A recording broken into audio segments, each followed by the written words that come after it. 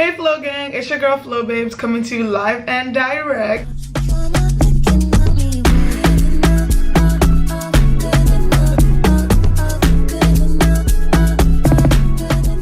Happy Friday. How's everyone doing? How's your day going so far? I hope you guys are having a great day so far because I know I am. Let me know in the comment section how you guys' day is going. Let me know if there's any way I could be of assistance to you. I would love to hear about how your days are going or how your day is going. Also, what are your plans for the weekend? What do you guys have planned? Let me know. I'm curious because sometimes I'll be bored and I don't have plans for the weekend, so I'm trying to figure out new things I could do around my city. So yeah, so you want to go to Japan and Korea in one trip, but you're not sure how to go about planning it. Don't worry, they don't call me Flora the Explorer for no reason. I got you, girl or guy. Honestly, these tips can be applicable to any trip, but I'm just going to use Japan and Tokyo as an example just because that was my most recent trip. And it's a good example of how you can plan out your trips with friends. So we're going to get right into the video because I don't want to waste you guys' time. First and foremost, before you even start planning a trip, make sure that you have a solid travel group. If you're not going solo, the people that you travel with make or break the whole experience. I'm not going to lie to you. If the person has a hard time sending you back your Uber money when you guys are home, what makes you think they're going to send it back to you when you're out the country? After a party, if you know this person likes to go home by 7 p.m. and you like to go home by 1 a.m., don't travel outside the country with them. If they're a Debbie Downer and they already kill your vibe before you even step out the house in your home country, don't travel with them. Please be mindful of who you travel with inside and outside of the country because that is what makes or breaks the outcome of a trip. The second thing I'm going to touch base on is time. When it comes to planning 2 trips in one, you need time. You need a lot of time. Enough time for you to be able to plan out the activities, enough time for you to plan out the flights, to plan out the different things that you want to execute on this trip. You want to start planning as far in advance as possible as you can because that will give you enough time to not only plan out the things you want to do, but to be able to raise enough money for these trips because as effective as it is to go to 2 trips in one, it is also a little bit more expensive than to just go for 1 trip. So you want to have enough time to allocate enough funds for this trip. You're going to need enough time to book excursions because there's going to be certain excursions that you would have to book 1 month in advance, or they have a set time frame to where you can book your activities. For example, for Shibuya Sky, you can only book 1 month out in advance before your trip. If you miss that deadline to book your Shibuya Sky experience a month before your trip, then you're most likely not going to be able to go to Shibuya Sky because in Japan they're very strict with their reservations and their appointment times. When it comes to planning 2 trips in one, the first purchase you're going to make is actually your flights. And this is because you're going to want to knock it out the park. The flights are typically the most expensive aspect of a trip. You want to get that out the way and know that you're done with your biggest expense. Once you found your ticket and you saved enough money to purchase a ticket, I would say it's good to book the ticket at least 5 months in advance before the trip just to give you enough leeway and enough space to make any corrections that you need to be able to raise enough money that you need for the trip. And I've also noticed that flights tend to be cheaper whenever you book it at least 5 to 6 months ahead of time. So just do yourself the favor and get the tickets out the way before you even start planning anything else. Another reason why I book the flights ahead of time is just so that I don't chicken out of the trip. I've noticed that whenever I go ahead and start planning the hotel and the excursions and everything before I even book my ticket, it makes me get discouraged to even further go on the trip. So just buy the ticket and make sure that you settled and you decided that you're going on the trip because once you bought that ticket, it's hard to get a refund back. Most times airlines don't even give refunds. They give you back credit, and we all know how the credit can be. Sometimes it doesn't equate to where you're actually trying to go at the time frame you're trying to go. So just to make the whole planning easier, get the ticket 5 to 6 months in advance and then start planning the rest of the trip along the way as you go. Like I said, I'm going to be using Japan and Korea as an example for this video. So for me and my friend, when it came to planning this trip, we decided to get a round trip from Houston to Japan and Japan back to Houston. And I'm going to be honest with you guys, don't do it. Learn from my own mistakes. Well, it's not a huge mistake, but if you want a more convenient travel and you want a more convenient experience, I would highly recommend buying one-way tickets from your home country to Japan, and then another separate one-way ticket from Korea back to your home country, just because you want to save yourself that hassle of having to come back to Japan and get another hotel and buy more food versus like just getting a hotel in Japan and then getting a hotel in Korea, saving you money, saving you expenses in the long run. Because when you really calculate it, it looks cheaper upfront to buy a round-trip ticket from Houston to Japan and back, but in the long run, over time, when you start adding it and calculating it, almost it's a little bit more expensive to do the whole round trip and then have to come back to Japan and then, you know, the whole 9 yards. Just make your life easier. When you buy your ticket 5 months in advance, buy one-way tickets to each country so that way it's a lot more convenient in terms of expenses and in terms of even having to haul your luggage up and down the country. Because when I tell you, when we were in Japan, we were struggling so hard to like carry our luggage up and down the subway, having to like navigate our way through immigration and still have to get to our hotel like 2 hours later. It was just very inconvenient to have to like go through all that hassle. If we had just booked a one-way ticket to each country, I feel like our lives would have been a lot easier. Granted, we did enjoy our trip, but there's a lot of things that we could have done to make our life a lot more convenient.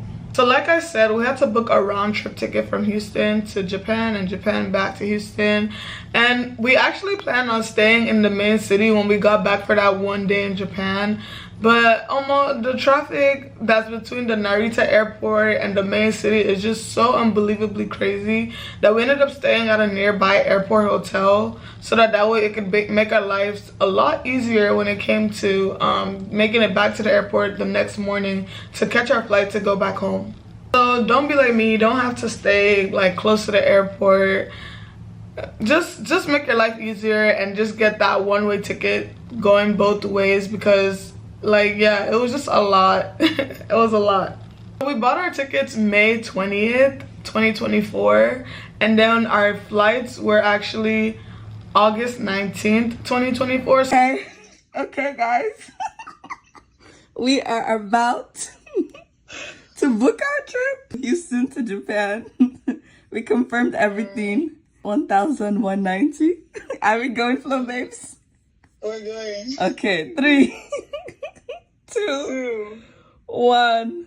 Confirm. Please do not refresh this page. Oh, we did it, Joe. How do you feel? Excited. Me too. It feels like a dream come true. Finally. As you can see, there was like a 5 to 6 month gap in between those months, and that was the best thing we ever did, because once we bought our tickets, we started planning, slowly taking our time to plan out the trip, and we didn't have the big expense of the flight down our throats anymore. We just started planning gradually and taking our time to figure out what things we wanted and things we didn't want on this trip. The scariest part of planning a trip is always going to be making that ticket purchase, just because it's usually the most expensive expense of a trip. But once you knock it out the park and once you make that purchase and you put that foot forward and you get that ticket to travel to where you're trying to go to, the rest of it gets a little bit easier. Once we bought our flight, we started mapping out all the things that we wanted to do on our trip. And because we already bought our flights, we started narrowing down how many days we wanted to spend in each country. So for example, with Korea and Japan, we decided we wanted to spend 5 days in Korea and 5 days in Japan. That was a total of 10 days that we were going to spend on our trip, and we wanted to even it out with each country. Dividing the amount of time we spent in each country really did make our lives easier, and when it came to planning, because we were able to narrate, okay, what things we wanted to do on certain days. Guys, you want to make sure that you and your travel partner are on the same page always, especially when it comes to things that you want to do in the trip, just because like you're two different people coming together to plan a trip together. You both want to experience it to the fullest capacity, because it costs money. It's not cheap to, like, you know, travel. So I would just highly recommend you travel with people that have the same mindset as you. You want to travel with people that are on the same page as you. Okay, so once we're done purchasing our tickets, we made a shared notes inside our notes app, and we pinned it so that way any slight idea we had, we'll jot it down. Even if it didn't make sense, we'll just jot it down so that later on we'll come back to it. We can figure out what day we wanted to fit the activity under. When you're planning trips with other people, make sure you pin make sure you pin that note inside your note app. And the reason why I'm emphasizing this whole pinning thing is just so that it's convenient for you to have access to it. You want to be able to quickly open it up, jot down different ideas that come to mind. You want to be able to quickly refer back to it whenever the need be, because when you don't pin it, you have to keep scrolling through all your other notes and figure out where the shared note is. Just make your life easier and pin that note in your notes app. If you're planning a trip to anywhere in the world right now with your friends, just go ahead and pause this video and pin that notes, because you want to be able to easily access it.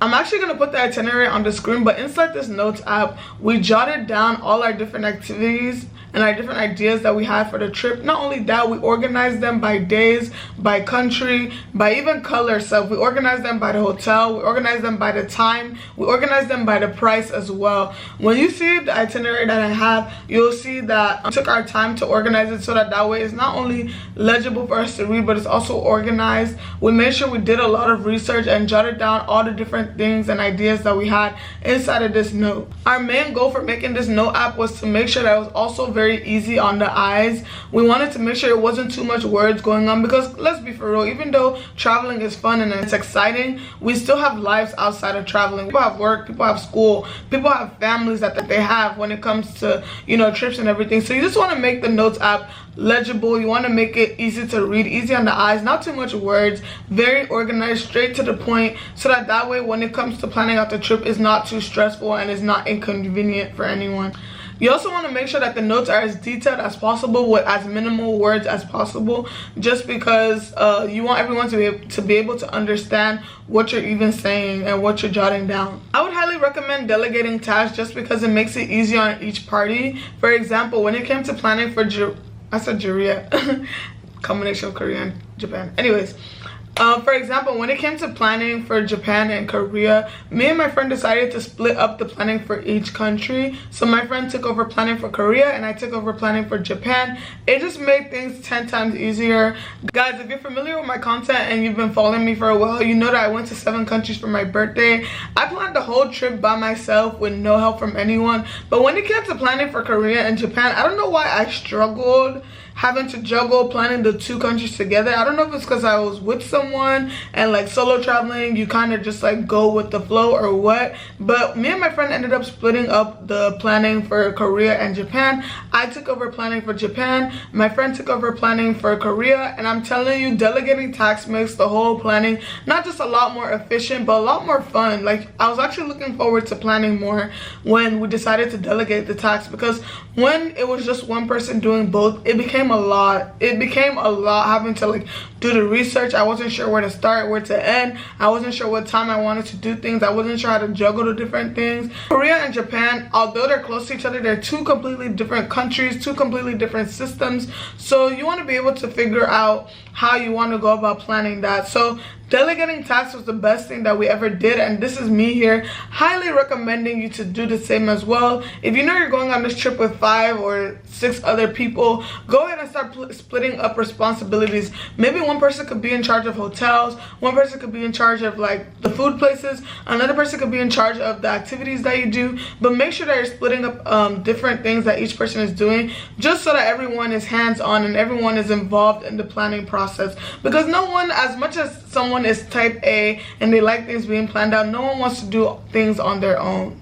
I feel like, you know, help here or there is a lot better than having to do it all alone. So please, if you can delegate the task, go ahead. And if you're the type A person that wants to do it all by yourself, please accept the help. I know you're first daughter, I know you're the only daughter in an African household or whatever situation you're coming from, but please accept the help and just make your life easier, because I'm sure there's other things that you're putting your eggs into. I'm pretty sure there's other things you're putting your focus into as well. So you don't want the trip to like take over your whole life and then it starts becoming a burden and it's not fun anymore. The whole fun in trips and vacation is not just, it doesn't just start from when you get on the plane and when you arrive to the country. It starts from the planning. It starts from the discussing with your friends. It starts from the thoughts of like your outfits and everything. It starts from the very day that you decide that you're gonna go ahead and go out the country, or even on that staycation. So just go ahead and make the whole process fun and enjoyable for yourself from the onset.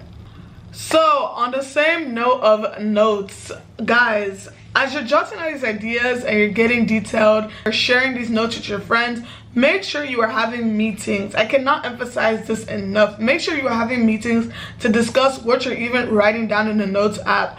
Like I said, your notes should be pinned. So there's going to be days where you just write, like, for example, if you're trying to say extension and you type EXT, some people aren't going to understand what you mean. That might mean exits. That EXT might mean something else to someone else. So just go ahead and have meetings where you can discuss what each person meant, what your plans are, what your goals are. Me and my friend met bi-weekly whenever we could, either on FaceTime or in person, or even just audio call, just to discuss like the different things that we wanted to put down in our notes, the different things that we did put down, the different things that we do want to do, the expenses of different things, how to Zelle and send and cash out money to each other.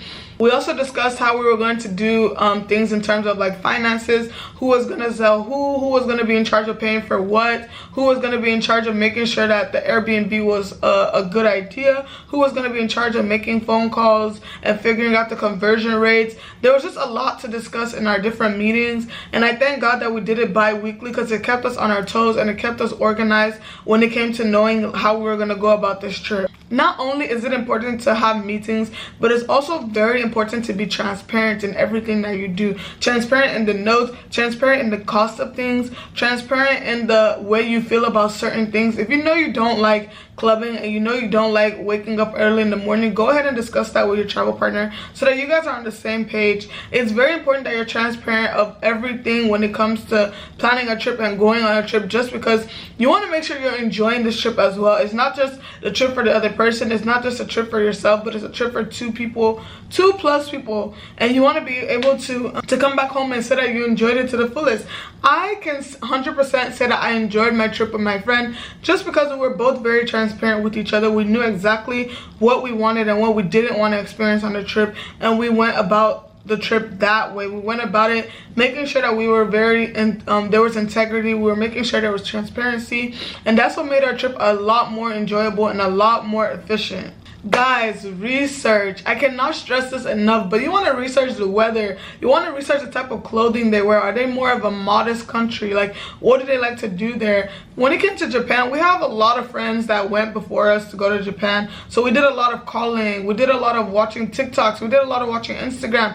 Not only that, but we did a lot of Reddit as well. Well, I'm not gonna put we there because my friend was more so the Reddit girly, I was more so the TikTok girly.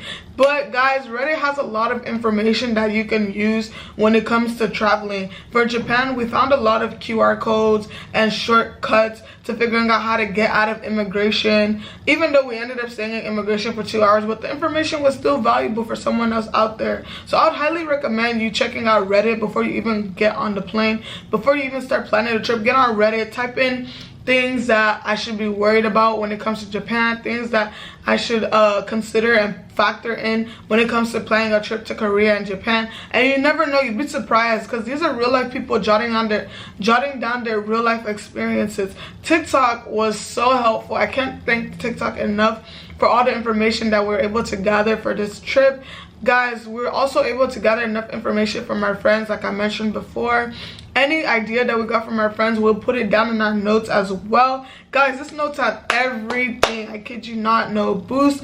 There were places where like we would have recommendations for friends and would also apply that on our trip. And because this notes was pinned, it was very easy to access it and refer back to that information that our friends and our family gave us when it came to our trip. Because of how accessible the notes were, because of how we pinned it, we were able to apply the advice that was given to us as needed. And my last tip is gonna be, make sure that you have enough storage in your phone when you're going to 2 countries in one, or 3 countries in one, or 7 countries in one. Guys, when I was planning to go to the 7 countries in Asia my first time around when I went to Asia, the day before my trip, I went to Apple just to check out because my phone kept saying there was no storage in my system. I went there to check out my phone, and they told me that my battery percentage was, like, my battery was messed up. My back camera was broken. there were so many things going on my phone. So I would highly recommend, one, getting your phone checked out before you even travel out the country, and two, making sure that the storage that you have on your phone checks out and it's enough to last you to document your whole journey when you're on your trip. Because even though you're not a content creator, and even if you're not interested in documenting your life for other people to see, it's still like a good memory to hold on to. And it's always a good idea to have pictures to look back on, because even though memories do last forever, there's this type of feeling that pictures give you and videos give you that allow you to relive that moment. And honestly, I would 100% recommend you putting maybe putting your old videos and pictures on a flash drive or in your iCloud, and just making sure your camera roll is empty, so that way you can take unlimited pictures and make tons of memories with your friends. Because sometimes you'll forget how certain things happen in a trip, and whenever you do want to remember how things went down in the trip, you can look back at your pictures and your videos and reflect back on it, and, you know, relive that moment. Alrighty guys, thank you so much for tuning into my video. I hope that you learned a thing or two. I also wanted to use this medium to say a special thank you to my friend, because when we were planning this trip, she was so patient. Even when we got to the trip, she was so patient. Make sure that you're traveling with reasonable people that you know you'll have a good time with, because this life is so short. You want to make sure you're enjoying the trip to the fullest. But I'll see you guys in the next video. I'll see you next Friday, actually, right here, live and direct. Be there or be square, because don't be square, so just be there. Anyways, I'll see you guys in the next video. I hope you took a thing or two away from this video, and yeah, have a great weekend, guys. Ciao. Oh, also don't forget to like, comment, subscribe, share, all that jazz. You never know who this video could help. Ciao.